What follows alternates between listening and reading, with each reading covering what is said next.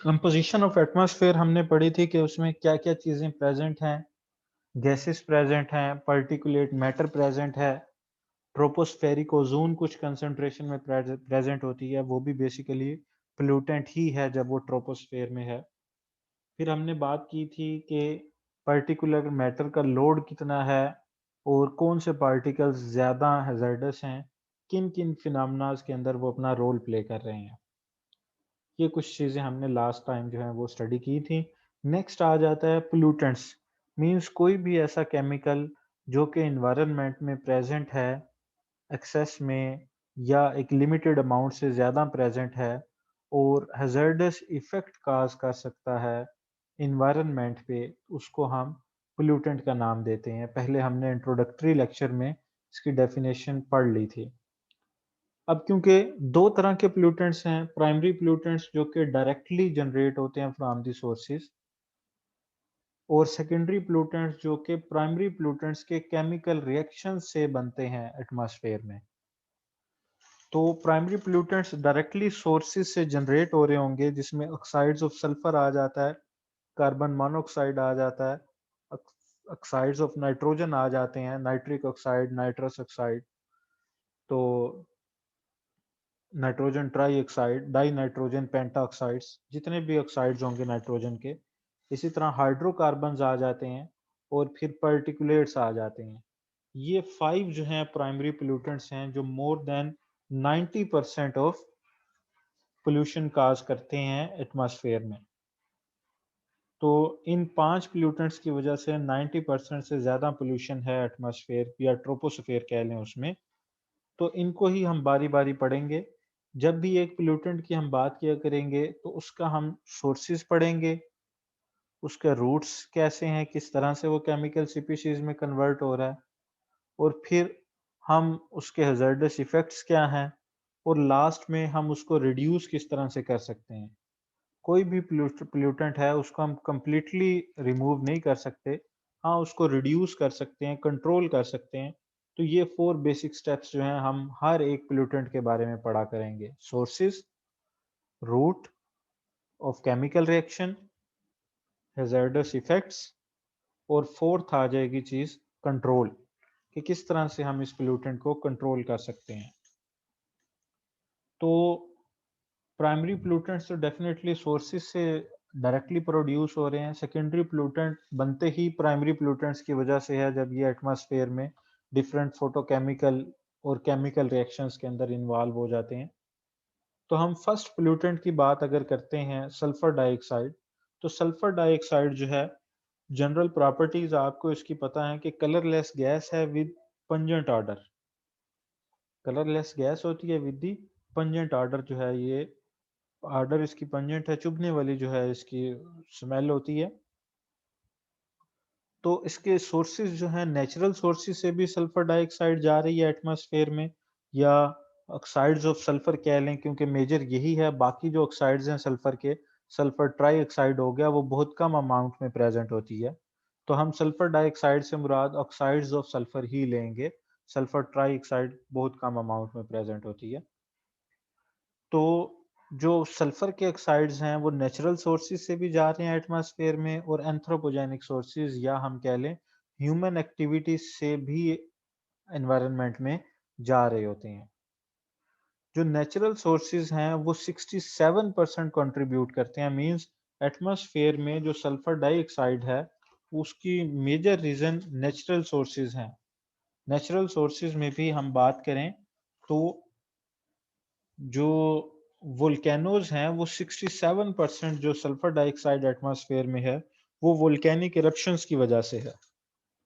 जो oxides of sulphur atmosphere में है उनमें 67% कंट्रीब्यूशन नेचुरल सोर्सेज में वोल्केनोज की वजह से है। बकिया जो 33% हैं वो एंथ्रोपोजेनिक सोर्सेज से है।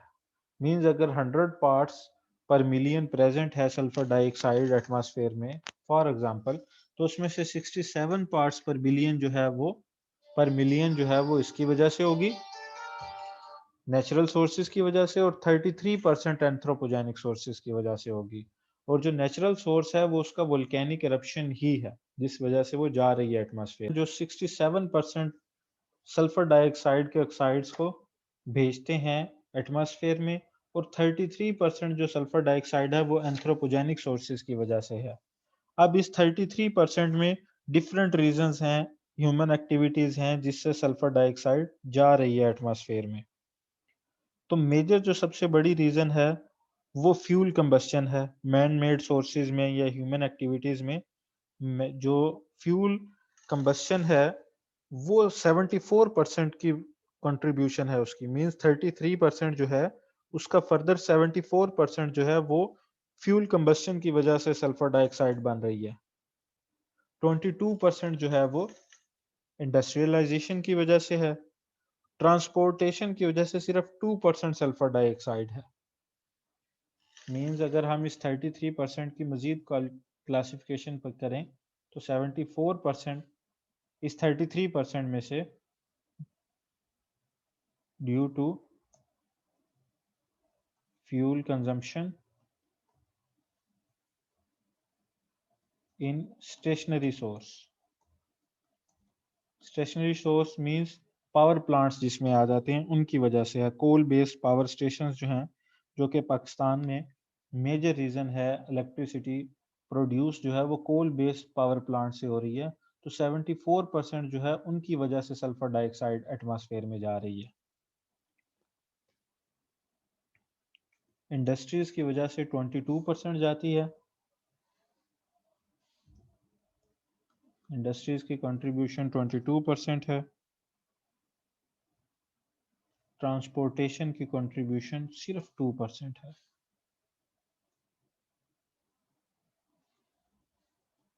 मीन्स जो फ्यूल ट्रांसपोर्टेशन के अंदर बर्न हो रहा है उससे सिर्फ 2% सल्फर के ऑक्साइड्स जो हैं वो जाते हैं एटमॉस्फेयर में। तो मीन्स सबसे बड़ा सोर्स वोल्केनोज हो गए। फिर एंथ्रोपोजेनिक सोर्सेज में सबसे ज्यादा जो कंट्रीब्यूशन है सल्फर डाइऑक्साइड की वो पावर प्लांट्स की, कोल बेस्ड पावर प्लांट्स की वजह से है, जिसको हम stationary source of fuel consumption कहते हैं। कि फ्यूल को बर्न करके स्टीम बनाई जाती है, उस स्टीम से टरबाइन या इंजन जो है वो वर्क करवाए जाते हैं। तो उसकी वजह से सल्फर डाइऑक्साइड जो है एटमॉस्फेयर में जा रही होती है। 22% इंडस्ट्रीज की वजह से सल्फर डाइऑक्साइड जा रही है, डिफरेंट फिनोमेना जो इंडस्ट्रीज के अंदर करवाए जाते हैं। 2% सिर्फ ट्रांसपोर्टेशन की वजह से है। तो इस ये मेजर जो है क्लासिफिकेशन है सोर्सेज ऑफ सल्फर डाइऑक्साइड की। होता क्या है, कोई भी सल्फर बेरिंग मटेरियल है उसकी बर्निंग करवाएं तो सल्फर डाइऑक्साइड बन जाती है। कोई भी सल्फर बेरिंग मटेरियल है जैसे कोल हो गया, फॉसिल फ्यूल्स हो गए, या कोई भी सल्फर कंटेनिंग मटेरियल की बर्निंग करवाएं, बर्निंग में होता क्या है, ऑक्सीडेशन होती है, sulphur plus oxygen sulphur dioxide बन जाती है।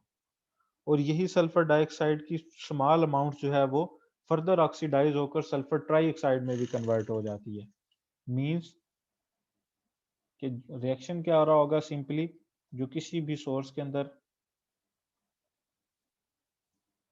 अब एरो की बजाय मैं इक्वल का साइन ऐड किया करूंगा तो ये सल्फर डाइऑक्साइड हुआ बना करेगी, और यही सल्फर डाइऑक्साइड जो है फर्दर रिएक्शन करेगी जिस टाइम ऑक्सीजन के साथ,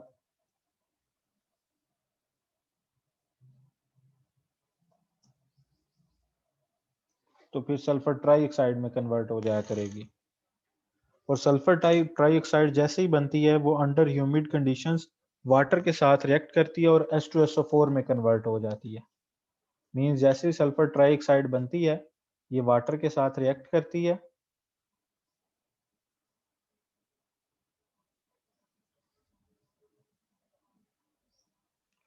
और कन्वर्ट हो जाती है H2SO4 में। तो सोर्सेज में बर्निंग से ही जा रही है, और बर्निंग हमने कहा कि सबसे ज्यादा बर्निंग हो रही है थर्मल पावर प्लांट्स के अंदर, क्योंकि वोल्केनिक सोर्स को तो हम कंट्रोल नहीं कर सकते। हाँ, फ्यूल जो हम एनर्जी इलेक्ट्रिसिटी या एनर्जी बनाने के लिए यूज कर रहे हैं उसको हम जरूर कंट्रोल कर सकते हैं। तो एटमॉस्फेयर में ये पार्शियली ऑक्सीडाइज होकर सल्फर ट्राइऑक्साइड में कन्वर्ट हो जाती है, और सल्फर ट्राइऑक्साइड जो है वो डिफरेंट सेकेंडरी पोल्यूटेंट्स बनाने में रोल प्ले करती है। बनती कैसे है, ये हमने बात की कि माइन्यूट अमाउंट में जो कन्वर्ट हो रही है, ये बेसिकली रिएक्शन कैटालिस्ट की प्रेजेंस में होता है सल्फर डाइऑक्साइड से जो सल्फर ट्राइऑक्साइड बनती है। ये कैटालिस्ट की प्रेजेंस में होता है रिएक्शन। जो नाइट्रोजन के ऑक्साइड्स हैं, NO स्पेशली नाइट्रिक ऑक्साइड जो है, वो एज अ कैटालिस्ट वर्क कर रही होती है एटमॉस्फेयर में, और उसी कैटालिटिक रिएक्शन की वजह से सल्फर डाइऑक्साइड सल्फर ट्राइऑक्साइड में कन्वर्ट हो रही होती है। तो मींस कि जो स्मॉल अमाउंट में सल्फर ट्राइऑक्साइड में कन्वर्ट होती है sulphur dioxide, it is due to the partial oxidation of sulphur dioxide due to catalytic action of nitric oxide. तो नाइट्रिक ऑक्साइड की वजह से ही वो आगे सल्फर ट्राइऑक्साइड में कन्वर्ट हो जाती है। और इसी तरह और भी बहुत से फोटोकेमिकल रिएक्शंस, जैसे फोटोकेमिकल स्मोग में सल्फर ट्राइऑक्साइड डिफरेंट ऑक्साइड्स के साथ सल्फर डाइऑक्साइड डिफरेंट ऑक्साइड्स के साथ रिएक्शन करके, ऑक्सीडाइजिंग एजेंट्स के साथ रिएक्शन करके सल्फर ट्राइऑक्साइड में कन्वर्ट हो जाती है। लेकिन मेजर रीजन जो है वो नाइट्रिक ऑक्साइड की प्रेजेंस है, जिसकी वजह से ये सल्फर ट्राइऑक्साइड में जाती है। सल्फर ट्राइऑक्साइड वाटर के साथ या ह्यूमिडिटी के साथ रिएक्शन करके एसिड रेन में कन्वर्ट हो जाती है। Aerosol droplets of acid rain जो हैं वो बन जाते हैं। तो aerosol droplets of acid rain जो हैं वो सस्पेंडेड फॉर्म में होते हैं। अब वो अर्थ पर आते हैं तो वो सेकेंडरी पोल्यूटेंट के तौर पर उनके अपने साइड इफेक्ट्स होते हैं। इसी तरह से जो सल्फर डाइऑक्साइड की ऑक्सीडेशन है वो on the surface of soot particles भी हो सकती है, या मेटल ऑक्साइड्स की प्रेजेंस में भी हो सकती है। मींस हमने जो बात की कि सल्फर डाइऑक्साइड सल्फर ट्राइऑक्साइड में कन्वर्ट होती है, इसमें जो कैटालिटिक रोल प्ले कर रही होती हैं चीजें, वो देख लेते हैं। On surface of soot particles, metal oxides, और in presence of nitric oxide. ये तीन जो है चीजें कैटालिटिक रोल प्ले करती हैं। और इसके अलावा ऑक्सीडाइजिंग एजेंट्स के साथ रिएक्शन करके भी ये सल्फर ट्राइऑक्साइड में जा सकती है। ये तो आपने लेड चैम्बर मेथड पढ़ा होगा कि सल्फ्यूरिक एसिड बनाने के लिए अब तो कॉन्टैक्ट प्रोसेस यूज किया जाता है। पहले लेड चैम्बर प्रोसेस यूज किया जाता था। लेड चैम्बर प्रोसेस में होमोजीनियस कैटालिसिस होती थी। होमोजीनियस कैटालिसिस मींस कि उसमें नाइट्रिक ऑक्साइड गैस को ही हम यूज करते थे एज अ कैटालिस्ट, और वो सल्फर डाइऑक्साइड को सल्फर ट्राइऑक्साइड में कन्वर्ट करवा देती थी। रिवर्सिबल रिएक्शन होता था। वो सल्फर ट्राइऑक्साइड आगे मॉइस्चर में ऑब्जॉर्ब करके सल्फ्यूरिक एसिड में कन्वर्ट होती रहती थी। तो ओल्ड मेथड जो था प्रोडक्शन का वो लेड चैम्बर मेथड ही था। तो मींस कैटलिस्ट की प्रेजेंस में सल्फर डाइऑक्साइड सल्फर ट्राइऑक्साइड के अंदर कन्वर्ट हो जाती है। और यही सल्फर ट्राइऑक्साइड जो है एसिड रेन का भी सबब बनती है, या और मेटल ऑक्साइड्स प्रेजेंट हैं या कोई और पार्टिकल प्रेजेंट हैं तो सल्फेट्स की फॉर्म में, सस्पेंडेड फॉर्म में रहती है, पर्टिकुलेट मैटर बना लेती है एटमॉस्फेयर में। कैल्शियम सल्फेट हो गया, मैग्नीशियम सल्फेट हो गया, या और सल्फेट पार्टिकल्स जो हैं वो एयर के अंदर सस्पेंडेड होते हैं, वो सल्फर ट्राइऑक्साइड के रिएक्शन से ही बनते हैं। तो वो एरोसोल फॉर्म के अंदर प्रेजेंट होते हैं और उनका साइज लेस देन 2 माइक्रोमीटर होता है। और उनका साइज लेस देन 2 माइक्रोमीटर होता है। Means sulphates aerosols in urban areas cause respiratory diseases। क्यों? क्योंकि जो सल्फेट एरोसोल के पार्टिकल्स बनते हैं उनका साइज लेस देन 2 माइक्रोमीटर होता है। जब इतना स्मॉल साइज होता है तो वो इजीली लंग्स तक एक्सेस हो जाती है इनकी, तो वो रेस्पिरेटरी सिस्टम में डायरेक्टली लंग्स तक पहुंच सकते हैं। मैंने पहले बात की थी कि जितना स्मॉलर साइज होता जाएगा वो उतना इजीली एक्सेस हो जाएगी उसकी लंग्स तक, रेस्पिरेटरी सिस्टम तक। तो वहां पर पहुंचकर वो डिफरेंट जो है वो रेस्पिरेटरी डिजीजेस काज कर सकते हैं। सवेयर जो है वो ऑक्सीजन शॉर्टेज का भी रीजन बन सकते हैं। तो 70 प्लस के जो लोग हैं उनके अंदर ये मेन काज है रेस्पिरेटरी डिजीजेस का, जो कि सल्फेट एरोसोल्स हैं, जिसको हम डस्ट एलर्जी के नाम से भी कहते हैं। तो वो डायरेक्ट एक्सेस हो जाती है उसकी हमारे लंग्स तक, और वो डिफरेंट तरह की डिजीजेस काज करती है। तो हमने क्या पढ़ लिया? सोर्सेज कौन से केमिकल रिएक्शन से बने वो, फर्दर किस किस केमिकल रिएक्शन में इन्वॉल्व है, या रूट्स ऑफ केमिकल रिएक्शन कह लें। और फोर्थ चीज हमने जो इससे रिलेटेड पढ़ी सल्फर के ऑक्साइड से रिलेटेड, वो हजार्डस इफेक्ट्स हैं कि ये एसिड रेन का रीजन बन रही है। एसिड रेन के साथ सल्फेट एरोसोल जो कि डिजीज डिफरेंट टाइप टाइप की लंग्स की डिजीजेस काज कर सकते हैं, उनका रीजन बनती है। अब कंट्रोल किस तरह से करें? अब ये कंट्रोल किस तरह से हम कर सकते हैं इन ऑक्साइड्स को?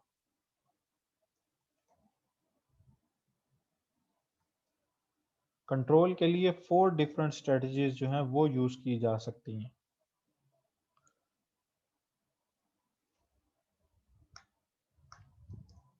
Control of oxides of sulphur में 4 डिफरेंट जो हैं वो स्ट्रेटजीज यूज की जा सकती हैं। एक तो ये है removal of oxides of sulphur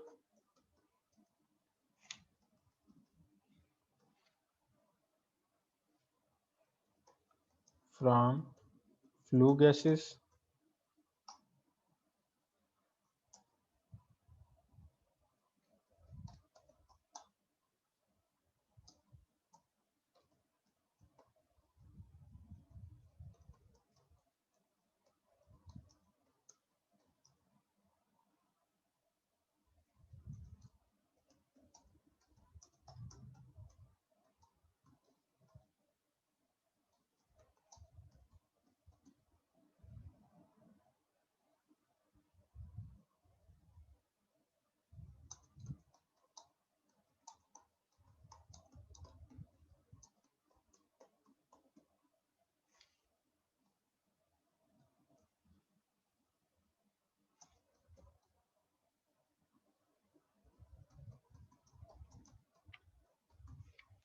तो ये 4 डिफरेंट स्ट्रेटजीज है जिससे हम सल्फर को रिमूव करवा सकते हैं। कैसे? एक तो ये है कि हम रिमूवल ऑफ ऑक्साइड्स करवा लें फ्रॉम फ्लू गैसेस के जो ट्रांसपोर्टेशन में या इंजन्स में या पावर प्लांट्स में सल्फर के ऑक्साइड्स बन रहे हैं ड्यू टू ऑक्सीडेशन, उनको हम रिमूव करवा लें। तो क्योंकि जो चिमनीज होती हैं कोल बेस्ड पावर प्लांट्स की, वो उनकी बहुत टाल होती हैं, बहुत ज़्यादा हाइट होती है, तो उससे बड़े फार फ्लंग एरियाज तक सल्फर के ऑक्साइड जो हैं वो एयर के थ्रू ट्रेवल कर जाते हैं, मूव कर जाते हैं।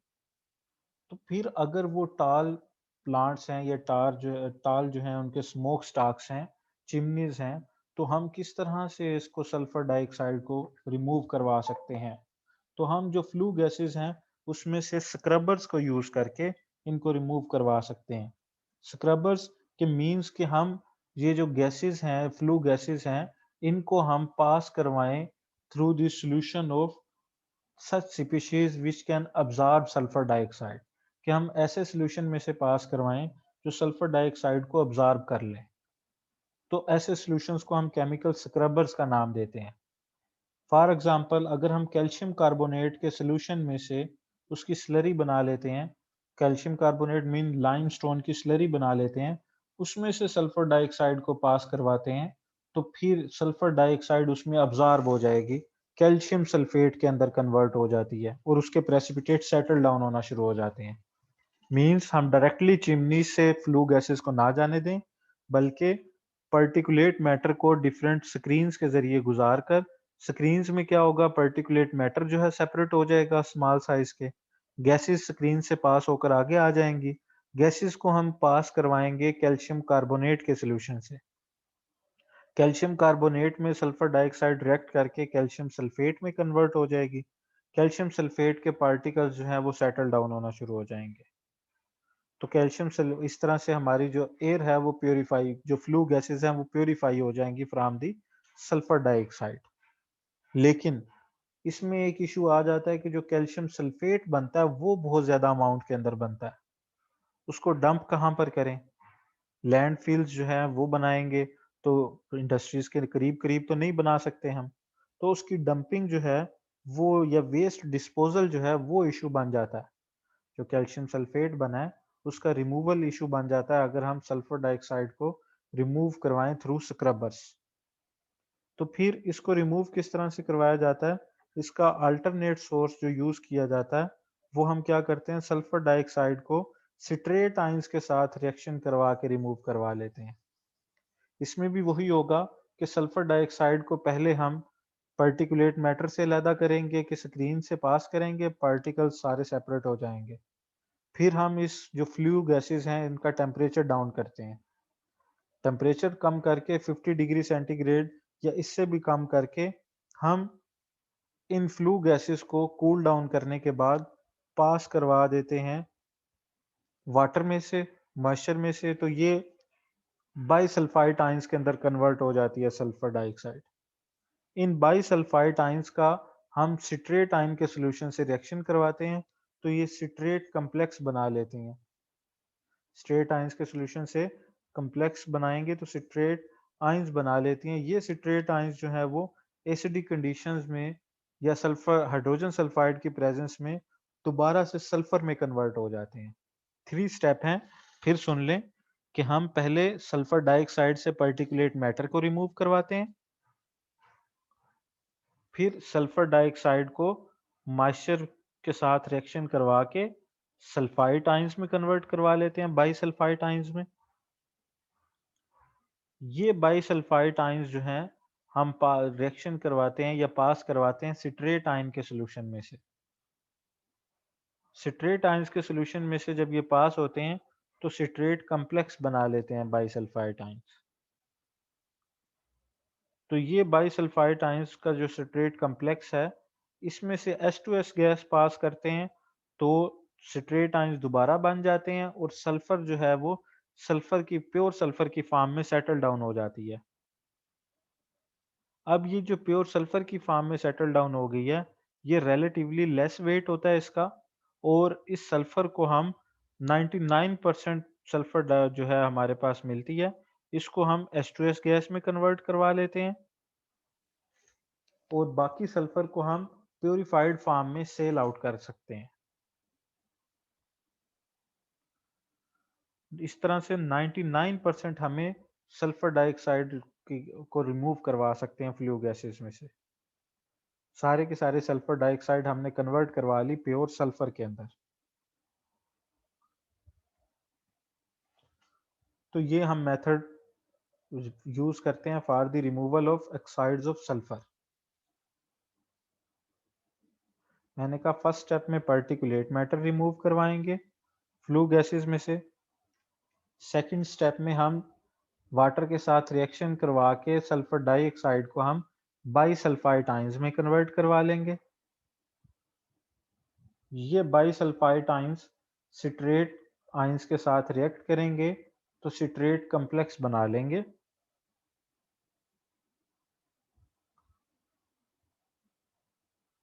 ये सिट्रेट कॉम्प्लेक्स या कह लें कि डबल साल्ट जो बना है, इसमें से जब हम H2S गैस पास करते हैं तो प्योर सल्फर में कन्वर्ट हो जाता है, प्लस सिट्रेट आयंस दोबारा बन जाते हैं।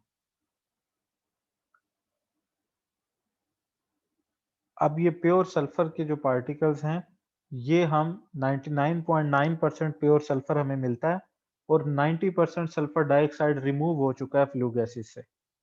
इसको हम सेपरेट करके सेल आउट कर सकते हैं।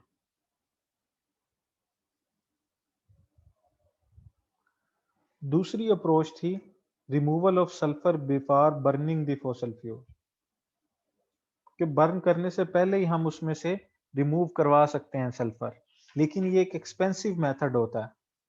कार्बोनाइजेशन है, लिक्विफेक्शन है, गैसिफिकेशन है, डिफरेंट सोर्सेज हैं जिससे हम सल्फर को पहले ही रिमूव करवा सकते हैं, लेकिन एक्सपेंसिव मेथड होने की वजह से ये यूज नहीं किए जाते इंडस्ट्री में।